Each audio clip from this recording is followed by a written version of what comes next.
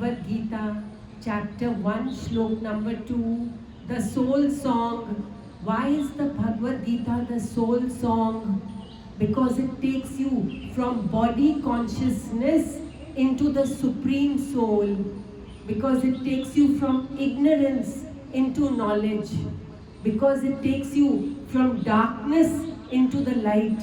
Because it takes you from death into immortality. This is the second shloka. Sanjay Uvacha. Sanjay is telling Dhritarashtra, Drishtva tu Pandavanīkam vyūಢam Duryodhanastada Acharyam upasangamya Raja Vachanam abravīt. Sanjay said, your son Duryodhan is looking at the Pandavas. Duryodhan can't take his eyes off the Pandavas. He thought they were really little. He thought they were really weak. He thought they were really in trouble. But oh dear, Duryodhan always tries to put down the Pandavas. In fact, when they were exiled to the forest, still Duryodhan was not happy. Because the Pandavas were content, they were happy in the forest, they were doing satsang, they were with Krishna, they were at peace, they were in tapasya. Many spiritual disciplines. Duryodhan could not bear to see them happy. So you know what he did? He said, I will go with all my fanfare, all my 50 wives, all the women of Kauravas, all our elephants, all our horses, all our wealth, and we will go to the forest and make them jealous of us. He cannot rest in peace for a single moment. He took all his fanfare and they went to the forest. They decided to take a bath in the lake and he was sporting with his females over there. When Kuber landed up and said, this is my pond and no one is allowed to enter here, and he captured all of them and put them in nets. Miserable Duryodhan was.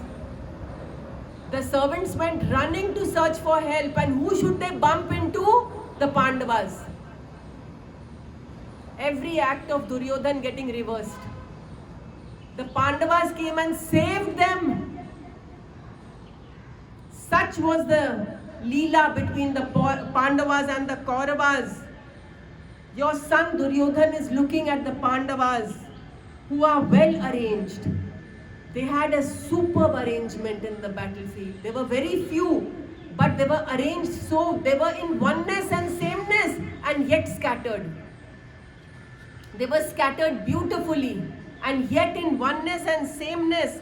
And then he goes to speak to his teacher Drona with great ego. No one speaks to their guru like that. Remember, when you speak to your guru, you are humble. In the Quran it says, sit on a lower level than your guru. Keep yourself humble. And then the third shlok, chapter 1, shlok number 3. Pashyetam Panduputranam Acharya Mahatim Chamum Vyudam Drupada Putrena Tava Shishyena Dhimata. Look at them, Gurudev, Duryodhan says. He's talking to his guru. Look at them, Gurudev. The mighty army. Can you imagine? Just a handful of Pandavas and a handful of Rajas who were with them. The ones who loved the truth. The ones who loved Krishna. And all the greedy kings with Duryodhan. 100 Kauravas plus thousands of kings. Because very few people side with the truth. Because the truth appears that you will get nothing out of it. And the falsehood appears very rich, very flamboyant, very luxurious. And all the greedy kings sided with Duryodhan. For they wanted land, they wanted riches, they wanted wealth, they wanted power. And a handful of Pandavas standing there, and a few pure-hearted kings who had sided with them. Just a few smattering. And Duryodhan says, the mighty army of the sons of Pandu. Why is he seeing them as mighty? Because they stand tall in the truth. Because they are full of confidence, full of light. And one more thing, important thing, because the blue God stands among them. That's why they are so mighty. Duryodhan sees them as mighty.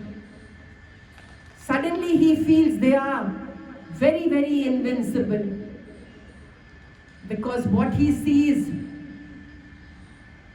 is the truth standing large in front of him.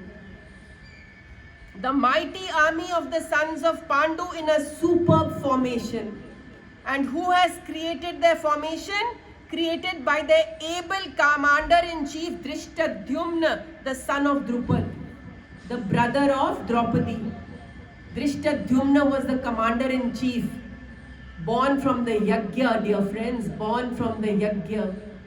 Drishtadyumna and Draupadi were born from the flames of the Yajna. Like in a different age, Ram and his brothers were born from the Yajna. In this age of Dwapar, in that age of Treta, in the Treta Yuga, Ram and his brothers, Bharat, Shatrughan and Lakshman were born of the holy fire of the Yajna. And in this age, Dwapar Yuga, Drishtadyumna and Draupadi were born of the flames of the mighty Yajna.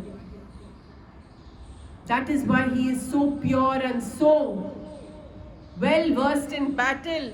The son of Drupad, who has actually been trained by you. Duryodhan is giving a sarcastic comment over here.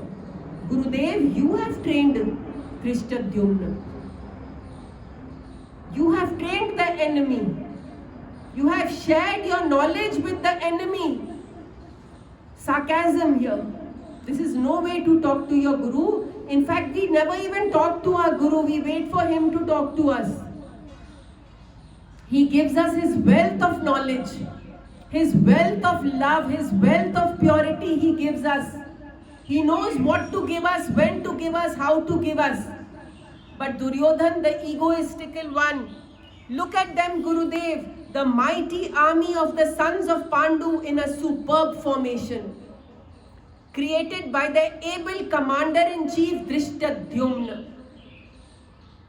Drupad was the father of Draupadi and Drishtadyumna. The 5 Pandavas were in exile. The 5 Pandavas were in exile. They heard of Draupadi's Swayamvar, husband choosing competition, and they went there dressed as Brahmins. And that was the first time they saw Krishna, and Krishna saw them. And Krishna looked at them with so much love.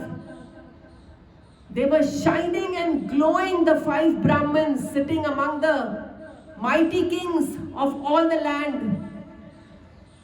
These 5 Brahmins shining and glowing like embers of the Yajna.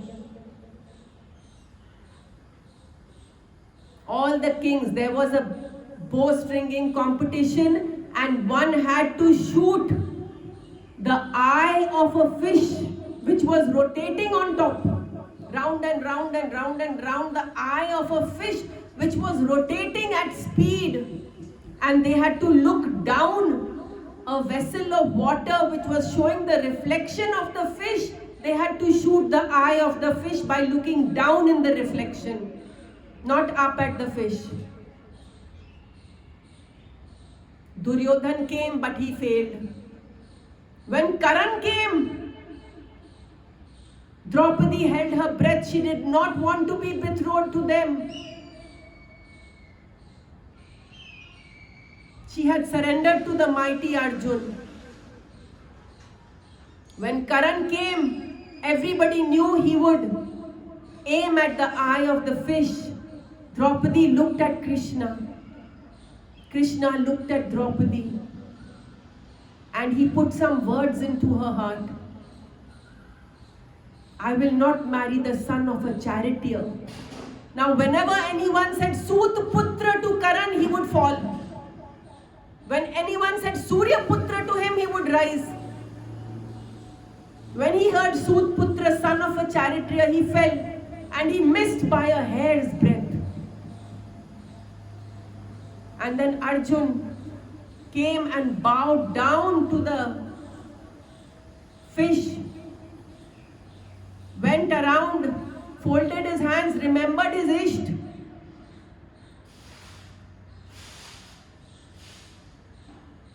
And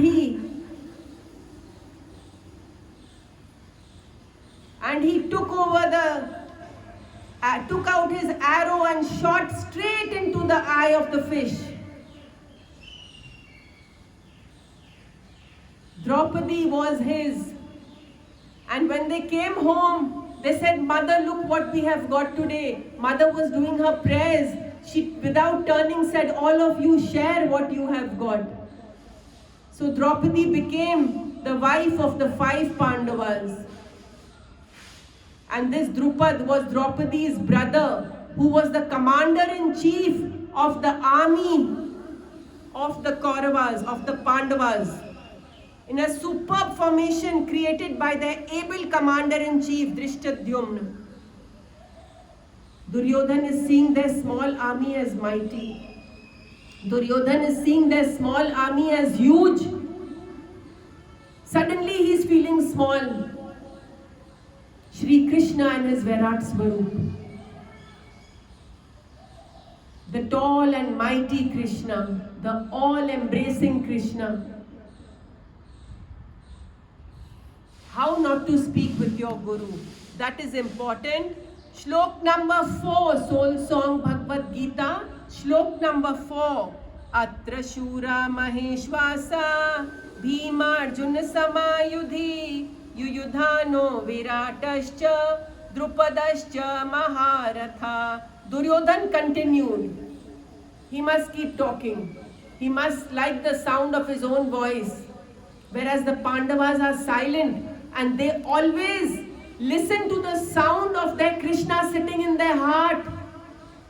Whenever they are in trouble, they close their eyes, they go within and hear that small voice of Krishna which guides them from within.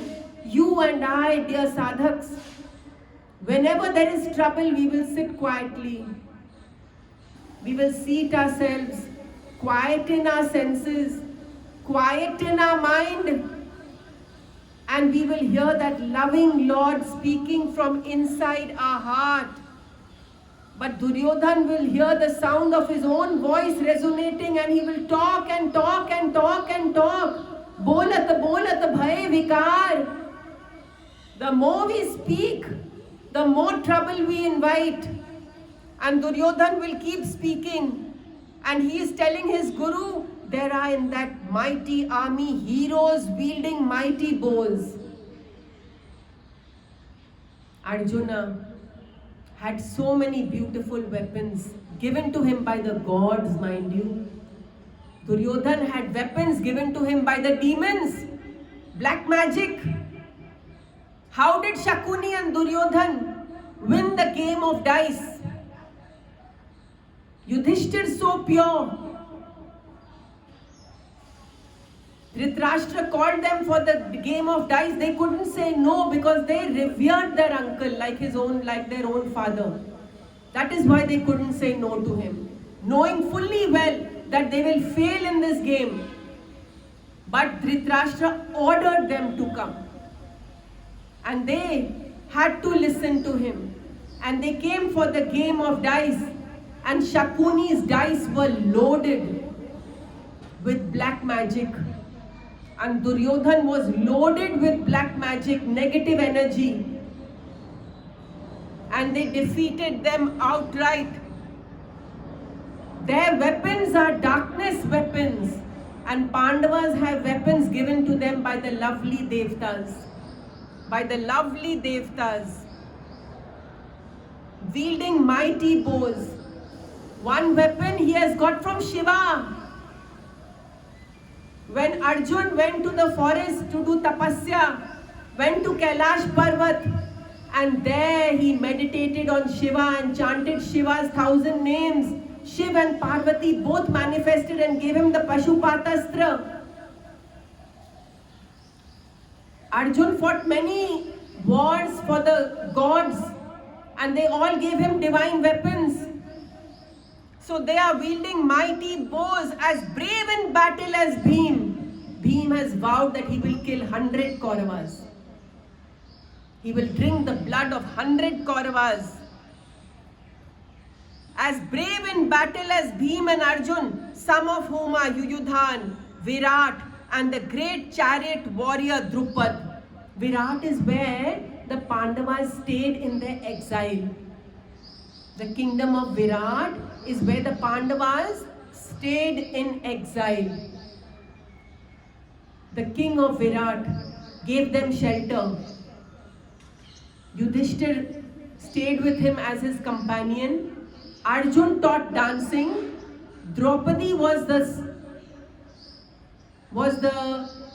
dasi to the queen, made her hair 100 different ways. Bhim was the cook. Nakul looked after the horses and Sahadev looked after the cows. They hid for 1 year in Virat. In the end, suddenly Duryodhan realized that wherever the Pandavas are, we cannot find them. We've hunted and hunted and hunted and hunted. But wherever they are, that kingdom must be abundant. Because wherever they go, they get abundance. And there we found out that they are in Virat because that kingdom suddenly had become abundant. Abundant cows, abundant fruit laden, rivers full of nectar, abundant grains. But it was too late. That was the end of their exile when he found them. So here, all these mighty kings, and Duryodhan is seeing all of them as mighty because this evil in front of him, the truth looms large and he cannot see it as it is because he is blinded by his ego. He cannot bow down to the truth because he is blinded by his ego. Thus ends the 4th shloka of the Bhagwad Gita, the soul song.